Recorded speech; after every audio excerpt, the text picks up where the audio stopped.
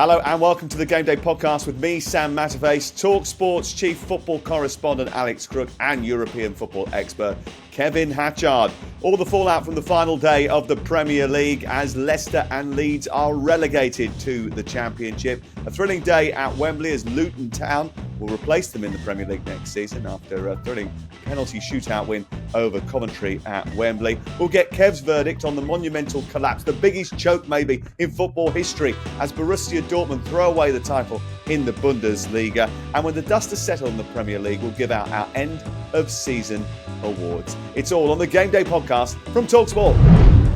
Good morning, gentlemen. Hello, how are we? Everyone all right? Kev, hello. I'm good. A little fragile after some end-of-season drinks, but I'm everything professional, and here I am, all good. Okay, that's usually Crook's role, to be honest with you. I've been Good morning, inspired. Good morning. I feel like I've been having end-of-season drinks for about a week, so I can. Crook, you've been having end-of-season drinks for 22 years, constantly. I was at Leicester at the weekend. Crook was at the most bonkers game in the world, Southampton for Liverpool 4. Kev, where were you this weekend?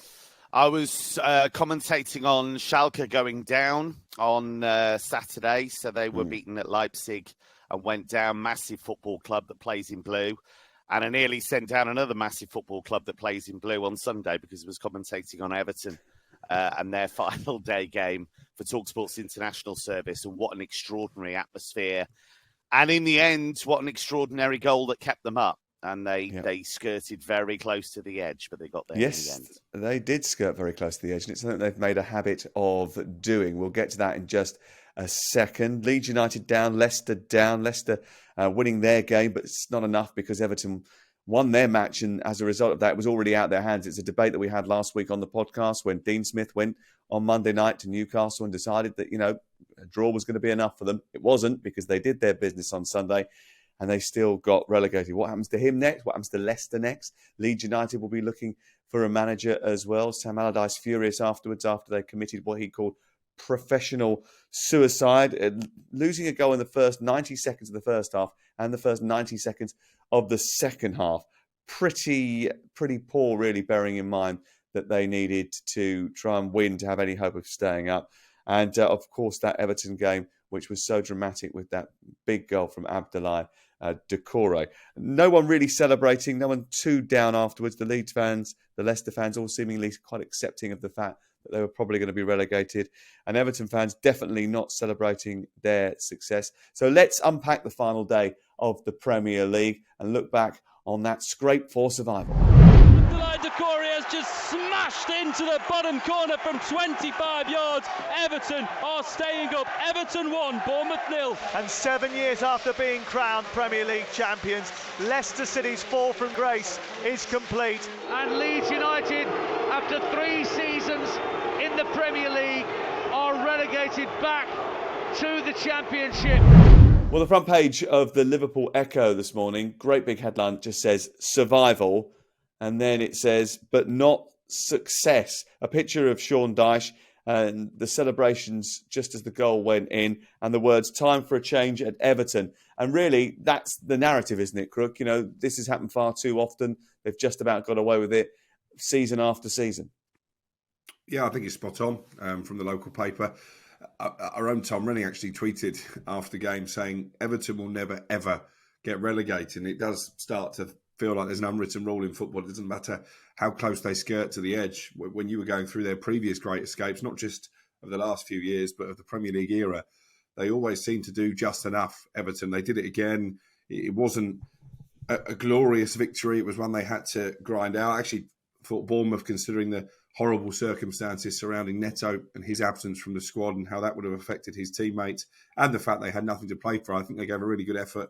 And Everton maybe can count themselves fortunate to come away with the victory. But certainly lessons need to be learned. They need a change of direction. Looks like that's going to happen with the takeover. Because for all Moshiri's good intentions, and I've said throughout and been consistent on this podcast, you can't question his commitment and his desire. He's put the money in.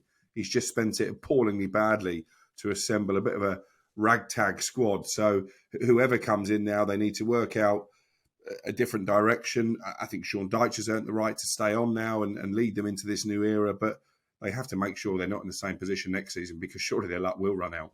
Yeah, I mean, it was the first time in 25 years that they had to contest their Premier League place on the final day of the season. But we know that it's been the final home game of the season, or 2 games out over the course of a campaign, that they were scrapping to stay in the league. And it is something that's happened too often. And you look back at the statistics over the course of the season, Kev, look, they scored 34 goals all campaign, only 16 at home.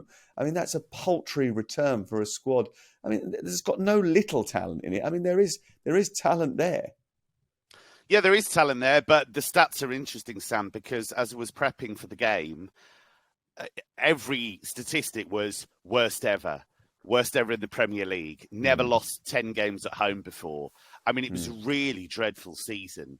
And it's the imbalanced nature of the squad. So on Sunday, Doucouré really stepped up. I thought James Garner was outstanding in a makeshift role. He was playing on that right-hand side in a defensive role. I thought he did really, really well. They've got some quality. I thought Iwobi had a forceful game as well. But Trevor Steven was alongside me, the former Everton star, and he was marvelling at the fact that how can you have a squad whereby if Dominic Calvert-Lewin is absent, as he has been many times through no fault of his own, but he has been, you then have no centre forward. And the ones that you do have, you don't trust. So, yes, Sims came on second half. Mopé didn't come on at all. And you had moments in that very nervy first half where you were having crosses into the box that would have been perfect for a centre forward. Just didn't have one. It was interesting because when the lineups came out, Trevor Sinclair's like, what's he doing? I don't understand. How is he lining this team up? And then even after the game, when they'd won the match, he was on talkSPORT and he was suggesting, I know they've won. I'm sort of pleased for them that they've stayed up, but I don't know how they've done it, because basically they just put out a lot of defenders and midfielders in makeshift positions and didn't have the striker to convert any chances. It was a very unattacking lineup, but that was because of circumstance, right? They didn't have Dominic Calvert-Lewin, and he clearly doesn't think that Sims is up to the grade, and he obviously doesn't think Neal Mopé is up to the grade as well, Crook. So there will be quite a lot of transfer activity, I would have thought, at Everton, if they've got the money to do it. And that's another big problem, isn't it? Because they didn't have 2 beans to rub together in January. This was something that Frank Lampard struggled with. He wasn't allowed to bring in any players. Yeah, Neal Mopé, I think, is a contender for one of the worst signings of the season. Brighton couldn't believe their luck when Everton and Fulham, actually, and Forest were beating the door down for a striker who, he can be a pain in the backside, but he just doesn't score any goals. And that's not going to help a squad like Everton. There is the elephant in the room here, by the way, and that's the threat of potential legal challenges from those teams who've gone down to the Premier League, because, of course, you've got these FFP charges hanging over Everton's head. It might result in a points deduction. We don't know when that will be. But I think if you're a Leicester or a Leeds director, you're going to be asking some serious questions of the Premier League and why those charges didn't come to a resolution sooner. How long do we think that will take to sort out? Because if the Manchester City case is anything to go by, it rumbles on for years, doesn't it? I mean, I don't think we're going to get a quick resolution on that. No, I agree, because as we've seen from City, there'll be challenges and counter challenges, but I know there has been talk amongst other clubs down at the bottom of the table, even those who had already guaranteed their Premier League future before the final day of the season, that if Everton did stay up, then there could well be some ramifications. So I think it's definitely one to keep an eye on over the course of the summer. Yeah, a quick look at Bournemouth. They conceded 71 goals this season. That's been their undoing. They've actually done very well to stay in the league, but that's something they'll have to plug next season. Leicester, who end up falling, and Leeds, who end up falling instead of Everton, who the inquest, I'm sure, will go on for a long time as to how to improve that team, that squad, that club. They've got a loan that's been agreed about how they can get more cash injected to their stadium project so they can get that completed in the not too distant future. But there's financial issues at Leicester that need to be resolved, because they've got a loan that's secured against the future Premier League TV rights. And there's no more Premier League TV rights, Kevin. So they're going to be relying on those parachute payments and then trying to come back. In truth, Dean Smith, how would you assess his 8 weeks in charge? He had some tough fixtures, no doubt about that. But they're all tough fixtures in the Premier League, Kev. Yes, that's very true. That's very true. You look at the body of work. No such thing as a must-win game, allegedly. It's just not enough. from the talent that they have. But you can't pin it all on him, because ultimately, as has been the case with so many clubs that have struggled this season, there have been bad mistakes at the top, because I think you either let Brendan Rodgers go earlier in the season and give a new manager a genuine opportunity to put their stamp on it and turn things around and get them moving, or you stick with him for the whole season. They got stuck in this halfway house that didn't really work. And in the end, I wonder if it just took that group of players far too long to realise they were in a relegation battle. Because if you look at teams that expect to be there, you know, like a Bournemouth, for example, not that they didn't take it seriously, but I do think there's a difference in that edge. And I do wonder if Leicester was just sleepwalking for too long and in the end gave themselves too much to do. It's really quite extraordinary when you look at the quality of their squads. And there are gaps in it, and they haven't been able to make many signings. But that squad shouldn't have gone down. And so they have to seriously look at themselves. Guys like Maddison, I think, can hold their heads high. I think he performed. I think you look at his numbers, that shows that. But a lot of them didn't. Well, I mean, you look at Maddison's numbers, double figures for goals, and I think it was 9 assists in the end. He certainly played a part in the goal that they scored yesterday. I can't remember if that was an assist or not. But he certainly played a part in their better moments. But also, maybe he was part of the issue in the fact that he sent that tweet out which suggested that all was okay, everything was going to be all right. Why are people attacking us? Why was Rob Tanner of The Athletic deconstructing a performance and suggesting that relegation could be on the cards? I think the headline was, all the ingredients for relegation are there, when we're playing so well. He couldn't understand it. Well, as a result of that, maybe there's a warning to other clubs. You're not too good to go down. It doesn't matter about the quality in your squad. Application, aggression, the ability to dig in and pull out results when you need to, needs to be there too. And they didn't have that until right at the very end. By the time they realised that they were in a relegation battle, Crook, it was all over for them.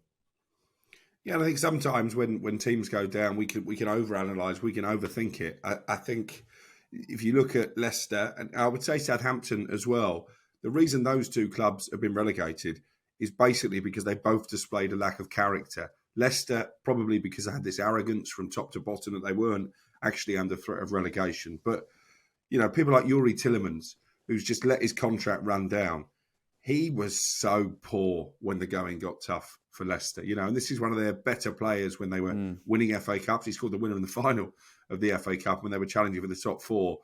But when they really needed him to dig in and produce the type of performance that he's capable of, he went missing. And he wasn't the only one. I didn't think Harvey Barnes was great in the final weeks of the season. Defensively, they were all over the show.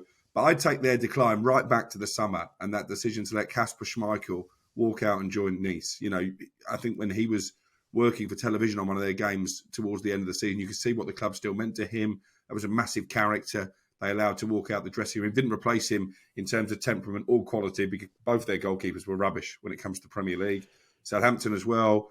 But who do you blame for that? Because ultimately, it's all right. It's okay turning around and saying, yeah. It's because they didn't replace Kasper Schmeichel. But whose fault was that? Because it wasn't Brendan Rodgers. He wanted to bring in a goalkeeper, could only bring in Alex Smithies, for God's sakes. And with all due respect to Alex Smithies, I mean, he's not exactly a Premier League goalkeeper, is he? You know, and they weren't given the resources to be able to replenish the squad that Rodgers wanted to replenish. They've gone from being an average top 7 team over the course of the last 7 seasons, I think 2 5th finishes, 1 8th, 1 7th over the course of the last 4 campaigns, to being relegated the very next. That's a steep decline. That's a vertical drop. That's an amazing drop off in terms of performance. So when Brendan Rodgers walked into the dressing room 18 months ago and assesses, actually, this group needs a refresh, it needs a change, why haven't the club responded to that?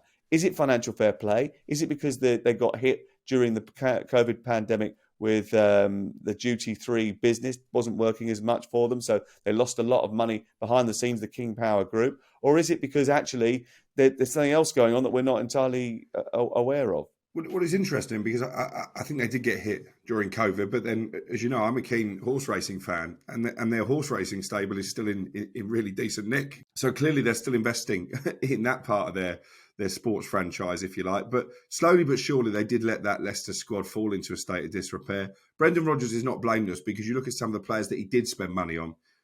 I could have told him not to sign Yannick Vestergaard. I could have told him that he wasn't very good or the best character. He didn't spend money on Ryan Bertrand, but again, I could have told him to run a mile from that signing. I mean, I don't think he's been training even Ryan Bertrand for much of this season, let alone trying to get out on the football pitch and helping his team. So I think it's a deadly combination of things that ultimately have all come together to get them relegated. And I do fear, when you look at the finances, I'm not sure they come back quickly, Leicester. Well, that loan is has got to be sorted out, hasn't it, in terms of the way they restructure the payments for that. And the parachute payments will be eaten up over the next 2 years. If they don't get promoted in the next 2 years, it's going to be really difficult to sort of service the needs of that entity. They've got one of the best training grounds in the world. I did read a report last night saying that one of the training ground was half the problem, because it was too sterile and it sort of killed the atmosphere and camaraderie of the club, which seems a bit strange, really. You've got this £100 million training ground, and it's not doing what it's supposed to. Surely they would have sorted out the feng shui. If you've got that much money to design a huge, great big training complex, you get an architect in and also make sure that the energy is right in the room. Let's move on to Leeds United, and the mood there isn't particularly great either. The energy in that particular boardroom has been off all season. Very weird campaign, really, when you think about it carefully. Andrea Radrizzani, Victor Orta leaving towards the end, Jesse Marsh telling everybody that they've cracked it at the beginning of the season. Then they ended up, the cracks started appearing very quickly after that for him. He was sacked. Then they brought in Javi Gracia. They sacked Jesse Marsh, didn't really know what they were doing, who they were going to replace him with. Replace him with a guy who'd been working in the Qatar Star League, which is baffling in itself. And then brought in Big Sam for the final 4 games of the season. What are you laughing for? It's not funny if you're a Leeds fan. It's just bonkers. But it just sort of sums up the sort of the bonkers arrangement that Leeds have been working under over the course of the last few years. It's all been very chaotic. It's all felt very sort of, on the edge from the minute that Marcelo Bielsa walked into the room. There's not much sort of calmness and cool heads in that particular boardroom, is there? I mean, there is, but I just don't think they've got any power. It just sounded funny as you were running through their timeline of disaster. But again, I wouldn't overanalyse Leeds. I think you look at their defence, they're just poor. They're not Premier League players. The recruitment has been terrible. Exhibit A, Weston McKennie, again, another contender with Mopé for dud signing of the season. But also, have you ever seen a manager age in the space of 4 games like Sam Allardyce? He looked like he'd aged about 10 years by the end of the match yesterday. And actually, him just shaking his head as they conceded that second goal right at the start of the second half, as they had in the first. It was almost him saying, what am I going to do with this bunch? Do you know what I mean? I've tried my best. This is Sam Allardyce. The one thing he's good at is organising defences and being pragmatic. But that back line was too big a challenge even for him. That goal that they scored in the second half was ridiculous. And then the Lucas Moura goal, it was embarrassing. They conceded 78 goals this season, Leeds United. Honestly, they could have conceded 100 goals. They were that bad defensively. The problem is, when you concede 78 goals, Kev, that means that you need to score 2 goals a game just to get a point in each of those games. It's pretty tough, that. Yeah, just a bit. I think it starts with Bielsa. Bielsa, inspirational. No, there's no 2 ways about that. But his football is high risk. It always was. Now, what happens then, if you try and pivot away from that, you have a situation where players get into bad habits. They're used to a certain type of football. And then when you take the goal-scoring part of it away, all you're left with is bad defensive habits and spaces opening up. And they've made the wrong turn every single time, because getting rid of Bielsa, even though it worked in terms of keeping them up, I think was a mistake.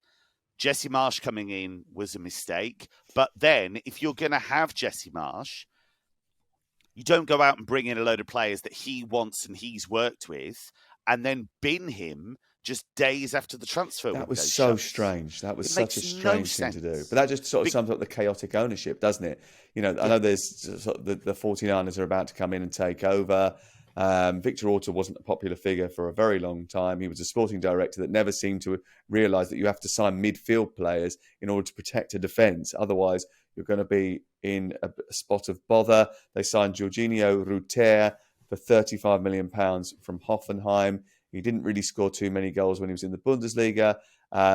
He managed to inflate his transfer fee from, I think, about €5 million the previous January to €35 million the next January when he went to Leeds without really doing that much at Hoffenheim. It's quite impressive that's some feat. So that's not great recruitment, which has been sort of the staple of what they've done over the course of the last few years. They've still got players like, with all due respect, Ayling and Cooper, who are good professionals, who will work hard, they will do their very best.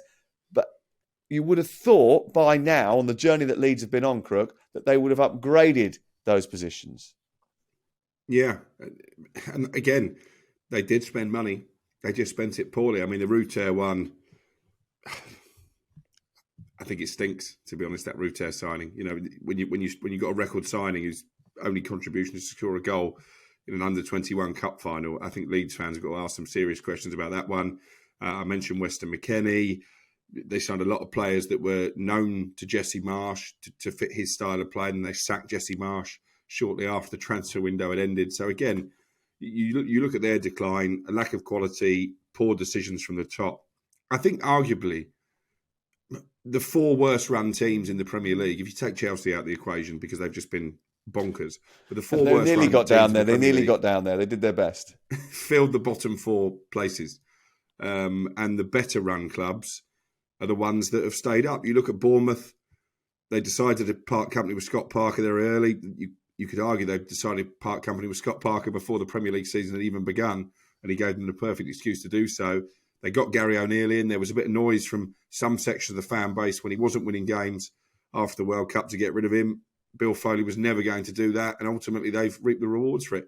I don't think the Bournemouth squad is that much better than a lot of the teams that have finished below them, but they had that character and they had a plan. And that character is important, isn't it? I was going back through the West Ham game that Leeds played the other week, and if you look at the statistics, it's terrible. Rodrigo scores the goal. There are 19 more shots in the game after Rodrigo scores the goal. Bearing in mind, Leeds United needed to win that game against West Ham the previous week before the end of the season, and 14 of them were from West Ham. Yeah, West Ham had nothing to play for. So how does that happen? And once they get a goal scored against them, a little bit like Leicester, they have the collapse gene. They just fall apart. And it is that character. It is that glue that binds you together in those tough moments. And neither of those two teams had it. Everton maybe a little bit instilled to them. When Sean Dyche came in, there was a lot of 1-0 wins towards the end of the season. They just about got over the line, but they're not particularly impressive either. And there's a lot of work to do there, that's for sure. Quick word on Southampton. They change manager in the summer. There's a few players that are leaving as well. Are they going to have enough to sort of assault the Championship and try and get back up, or are they going to find themselves in a bit of trouble? They've got some players that, if they stick around, might give them a chance, haven't they? Yeah, this fella Kamaldeen Sulemana, the record signing they've been reluctant to use since January, he looked like Lionel Messi at times yesterday. I mean, the second goal he scored is absolutely wonderful.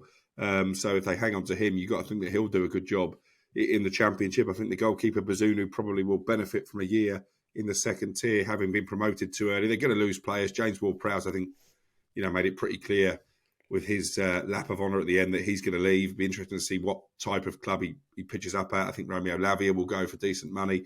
I think they're the best equipped, actually, of the three that are going down, because financially they're on a pretty sound footing. They've got owners who are willing to invest. They've got players they can sell, like Ward-Prowse and Lavia, and generate fees. Russell Martin is coming in. They believe that a possession-based style is the best way to get out of the Championship.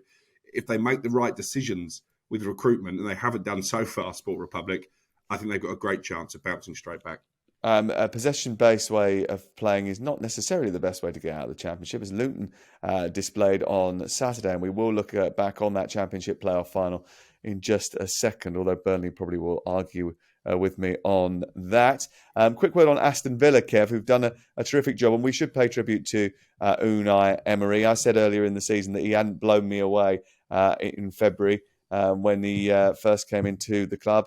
I'd sort of seen some of their games. I went to the Stevenage game when they lost, and I was a bit sort of like, But actually, I mean, they've done terrific, haven't they? Finishing 7th, qualifying for the Conference League. When you look at the statistics from when he took over to now, they've timed their run brilliantly. I think they've been a bit fortunate towards the end of the season when they've been playing some of the bigger teams, and there hasn't been too much for those teams to play for, and they've capitalised as well. But Watkins has done brilliant, 15 league goals. The first English player since Stan Collymore in the 90s to get 15 goals in one season.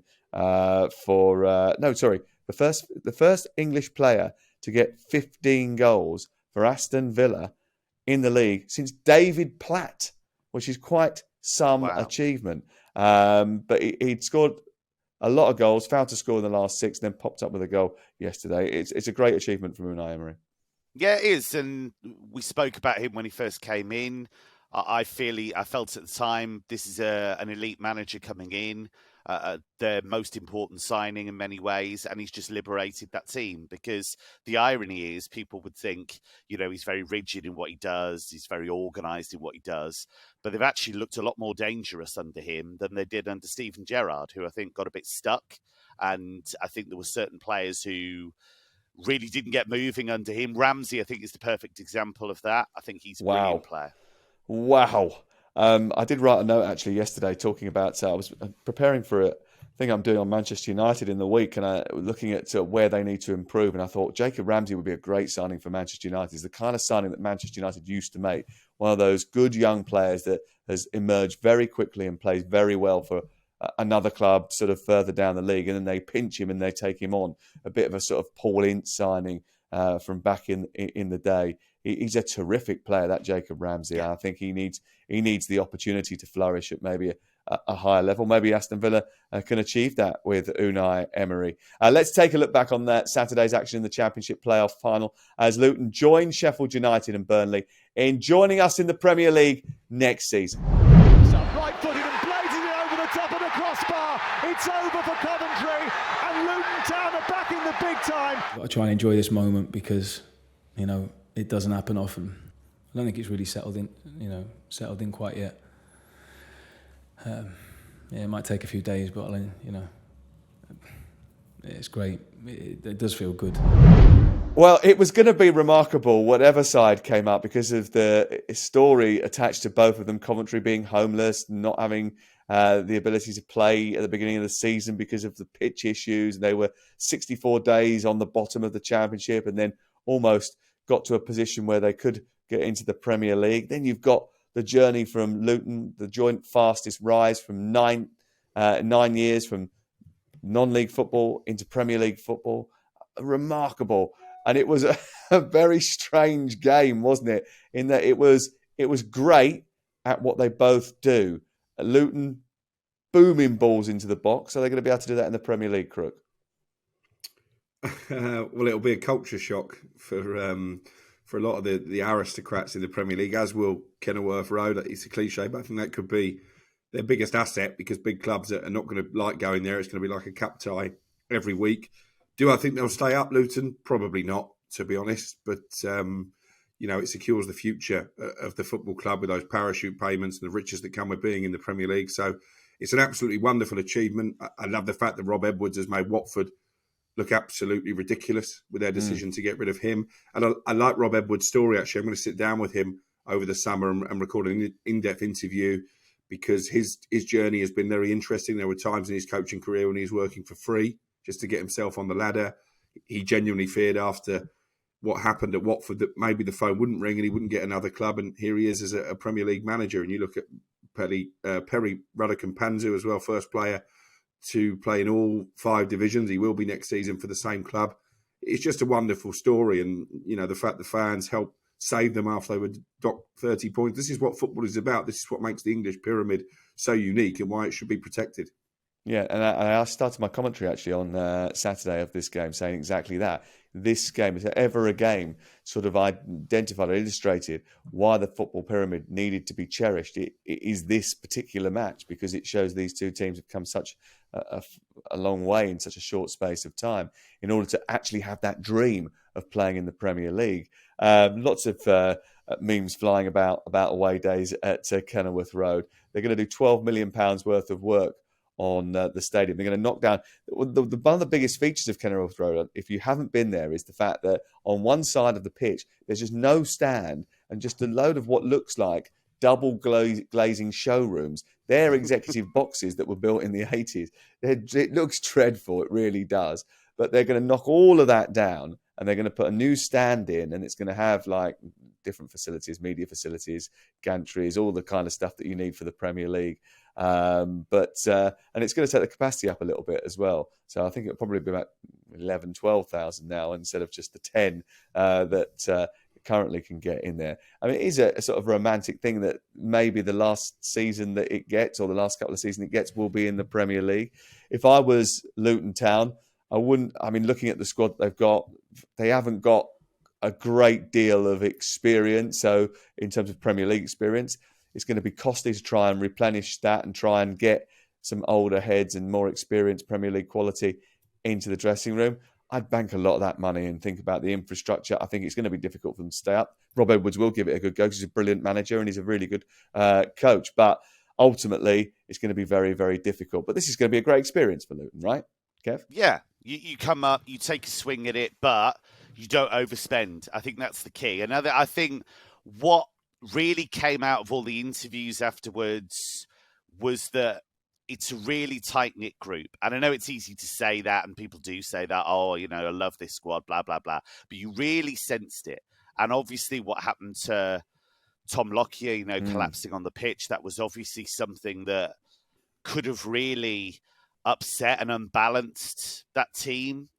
And I thought it was notable that he was very much in their thoughts. Obviously, they did celebrate and what have you, but until they knew he was okay, you could see that trepidation. And I think it did seem there was a real team spirit.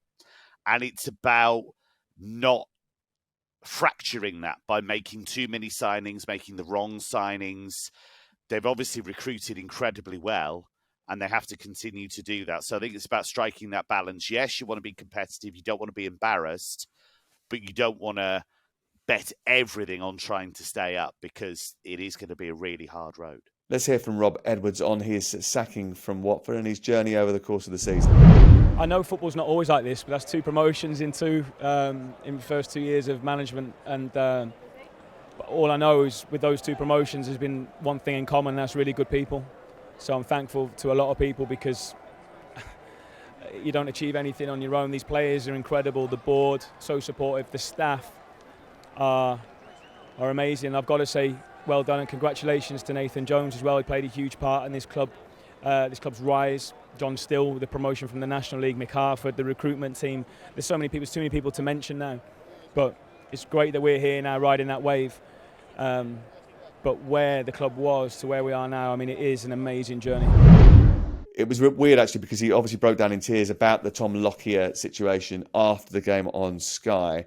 And we were talking about it afterwards. I was sitting next to the Luton analyst, and I'd watched those pictures back, and I couldn't work out what happened. And then we found out that he'd gone off to hospital. They then got an update. They said, oh, look, we can't tell you what's happened. So I was like, okay, fine, right. So we eventually got the statement that said he'd collapsed. He was given oxygen on the pitch and in the tunnel, taken to hospital, monitored. Then the picture emerged of him celebrating, which was probably the best picture of the weekend. So best wishes to him. But it did sort of take the edge off the celebrations initially.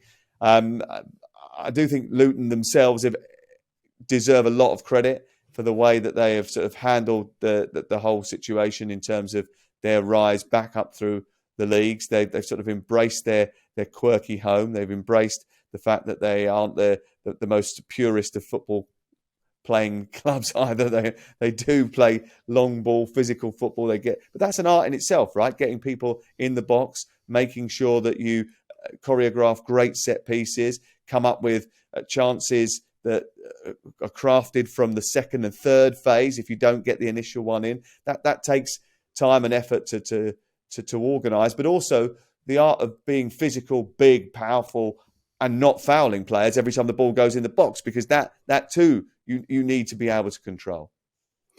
Yeah, and it just shows there are many different ways to get out of the Championship, because you've alluded to it already. Burnley were very total football under Vincent Kompany. They came away from that sort of direct approach under Sean Dyche and ended up cakewalking the league. Luton obviously did it very differently, and I do think they'll stick to their principles. They'll stick to that style, and I do think particularly at home, one or two of the big guns might be left with bloody noses. It probably won't be enough to get them over the line in terms of survival, and actually their recruitment is going to be really interesting, because they're probably ahead of schedule in terms of getting into the Premier League. I wonder how Nathan Jones is feeling about this, because he took charge of 21 of their matches. So he played a big role. And actually James Bree as well, who was watching in the stands, having quit Luton to go to Southampton, following Jones to become a Premier League player. He'll be in the Championship next season, while his mates will be in the top flight. Yeah, it sometimes works like that, doesn't it? And Nathan Jones does deserve credit for helping build that football club, because he certainly had a major part of it. Mick Harford behind the scenes as well, Gary Sweet, the CEO, and the chairman as well. When Rob Edwards was promoted as a player with Blackpool, he went on a lads trip to Las Vegas to celebrate after getting up in the playoffs. I don't think, is there any trip planned? Crook, have you heard about any? No, you wouldn't have heard about a trip to Vegas, because had there been going on one, you probably would have booked yourself on it as well. Because we know that Rob is one of your new football friends. They might become one of my adopted clubs, Luton. Yes, I thought they might be, yeah. I think they're going to embrace the media, so I'm all in favour of that. But, I mean, you mentioned their celebrations were maybe a bit muted in the immediate aftermath because of the Lockyer situation. I'm seeing pictures on social media this morning of Ruddock Panzu posted by one of his teammates, and the caption is, "He's finally getting some sleep." So I think they've certainly milked the celebrations since that game finished at, 7:30 on Saturday night? No celebrations for Borussia Dortmund this weekend. Let's head to Germany, where they blew their chance to win a first Bundesliga title since 2012 in quite dramatic circumstances. I mean, this is one of those situations where, Sebastian Haller steps up to take a penalty under pressure, Kev, and I would have turned to you at that point and said, "Quickly, Kev, will he score?" And you probably have said, yeah, he likely would, but he didn't, did he? And it was part of a huge meltdown. It was a bad day at the office for Borussia Dortmund. It was horrible to watch because Borussia Dortmund only needed to match or better BeIN's result to win the title. And within 24 minutes, they were 2-0 down. And those goals came either side of that Aller penalty miss. Doesn't usually take penalties, decided to take the responsibility. It was a good save by Finn Darman. But it was pure panic. You look at the first goal. One of the things I think that's been really notable about Dortmund this season is that all of the dumb goals they would usually concede from set plays and all the cheap goals they'd usually give away, they've actually stopped that largely. And that's been a big part of them stepping forward. The first goal was classic Dortmund, near post run, not tracked, nobody anywhere near Andreas Hank-Olsen, and he scores. And then the second goal is just across to the far post and Karim Onisivo's on his own. So 2-0 down, and they just started to panic. And this is against Mainz. This is a game they should win. They're at home. They need to win for the final game of the season to win the Bundesliga. They're playing Mainz, and they somehow find themselves 2-0 down in the blink of an eye. Bayern Munich think, wow, this is amazing. They're winning 1-0 now at Cologne. As a result of that, the title is going there. Then there's another late twist because all of a sudden Cologne equalise and the title is going back to Borussia Dortmund. And then... even if... So at that stage, even if Dortmund had lost, they would have won the title. Yeah. But then Jamal Musiala comes on as a sub, and this kid is 20. I'm going to call him kid, but he doesn't play like that. I mean, he's 20 years old. He comes on in the heat of a title-deciding game, smashes a shot into the bottom corner in the 89th minute, and suddenly Dortmund need to win the game. And they found an equaliser in the 6th minute of stoppage time. Ironically, Niklas Zula, who left BeIN to join Dortmund in the summer. And they couldn't find that third goal. They didn't have Jude Bellingham. He was injured. So that was a horrible moment for him to be kept out of the biggest game of his club career to date. And they put him on the bench, didn't they, even though he wasn't fit, just to be a part of it. Yeah, and you had Terzic, who is the coach who was born 30 kilometres down the road, has stood on the terraces many, many times as a fan. He was in floods of tears as the yellow wall chanted his name. Marco Reus, born in Dortmund, joined the club as a kid, has gone back for a second spell, desperate to win the Meisterschale, in floods of tears. It was horrible. And Dan O'Hagan, the commentator, said, as the cameras were looking at it, it was like intruding on personal grief because they were so upset, so empty. And it was horrendous for the league, really. And that's nothing against BeIN. But if BeIN, for all their problems and all of their politics, can still win the league, that's not a good look. It's not. And BeIN obviously profited their 11th league title in a row from them. And then they immediately sacked Chairman Oliver Kahn and Hassan Salihamidzic at full time.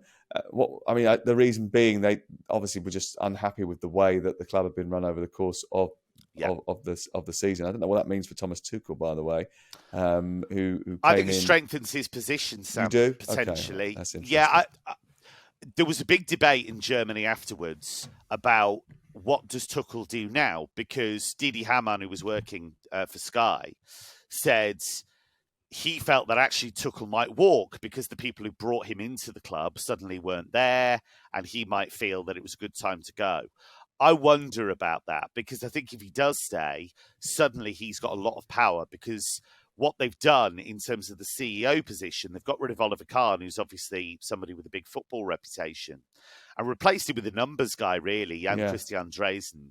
And so suddenly they're going to be turning to Tuchel and saying, well, who would you like to sign? Where do you think we should go with this? And so he's won the league in difficult circumstances. Now he can really put his stamp on it. Let's see what happens there. Congratulations to João Cancelo, who managed to pick up a league winners medal in the Premier League and pick up one in the Bundesliga as well. Okay, let's quickly go through our standout performances in the Premier League this season. Our end-of-season awards. We're going to give out a couple of awards here. Player of the Year. Are we having any discussion about it, or are we just giving it to Erling Haaland? Just give it to him. I think we're probably just giving it to Erling Haaland, aren't we? Okay, look. Give it to him twice. He also scooped the Young Player of the Season, which is probably nonsense, bearing in mind that he's 22 years of age, and it should be surely for under 21s or kids that are teenagers. You know, give me an Enciso or a Jacob Ramsey or someone like that. Who are we going for in terms of Young Player of the Year? Crook? Well, under our rules or under the rules of the competition? No, you want us to pick someone under 21? Pick someone younger who's actually a young player, not someone who's been around for 4 years. Do you know what? I'm going to stick to my South Coast beat, and I'm going to give it to Enciso, actually. I think the impact that he's made on Brighton in the second half of the season shouldn't be understated.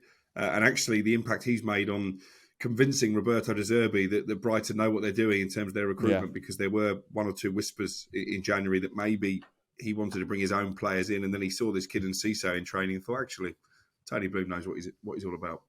Evan Ferguson probably deserves a sort of casual mention as well for good performances, and the fact that he got double figures in terms of goals over the course of the season for Brighton. That's pretty good for a teenager. I think Jacob Ramsey has been terrific. I think I'd probably give it to him. Kev, who are you going to go for? Established, but still very young. Bukayo Saka. He's 21. He's 21 and performing at a level whereby he's the guy they look to. Loads of goals, loads of assists. And I do think even though he's established, I think he does deserve that award because he was such a massive part of what Arsenal did well. And he's already got an established track record. So I'm very excited to see what he does. Been brilliant over the next few years. But he failed to score or assist in Arsenal's last 9 Premier League games before yesterday, didn't he? Just when the heat started to come on. Does that sort of temper people's enthusiasm for giving him awards? I think it's partially a team thing, though, as well, isn't it? I think the team started to malfunction. I think the balance...